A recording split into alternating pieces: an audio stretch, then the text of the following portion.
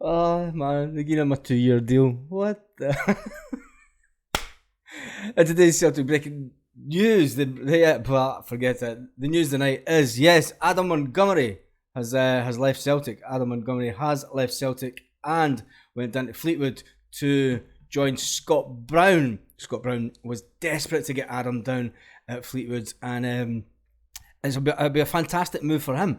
It'll be a fantastic move for Brownie to get his hands on one of the Celtic graduates and make him even better and send him back to us, and it will hopefully be a little line of events that bring Brownie back in years to come. But the big news obviously is that yes, a lot of people were looking out this morning, they were looking to see if Jota was in training, if he was going to be in Lennoxtown, but no, he was in Dubai and he was getting his medical and he passed his medical and the deal is done. And you've even got Mr. Internet Guru, Transfer Guru himself saying, yep, the deal is done. It's a 2-year deal. It's fantastic for Jota, don't get me wrong. He's going to earn £20 million or whatever in 2 years. And then, would you take him back? Would you take him back? It's a bit like a jilted ex. Would you take him back in 2 years' time if we got him for absolutely nothing? Because let's face it, in 2 years' time, he can walk away from that contract and go back to playing real football for real football nations. That's probably the jihadists probably trying to knock me offline. But yeah, he's made his switch. It's going to be the biggest Celtic transfer. I probably expect Celtic to make an announcement tomorrow. If he's done his medical today, it's all done and dusted. He's basically signed the contract. You know what Celtic's like. They'll drag their heels with these type of things. It'll be confirmed everywhere else, bar Celtic, and then they'll come out. It's a great piece of business for Adam getting down there to Fleetwood to make sure that he gets. Should he have went back to St Johnstone? I think it would have been a good move for him and playing in the SPFL, but I think the closeness that Celtic has with Brunei, obviously, and they'll make sure that it just keeps Brunei in the loop with Celtic, doesn't it? Anyway, there was big speculation last night about Scott McTominay and the transfer latest with him. As Celtic are one of the bigger clubs. There are lots of big clubs being linked with McTominay. There's people saying that he's going to go for 30 million. I'm reading just now that it's believed that they want a bumper price tag of £30 million for McTominay. What does that make Callum McGregor worth then?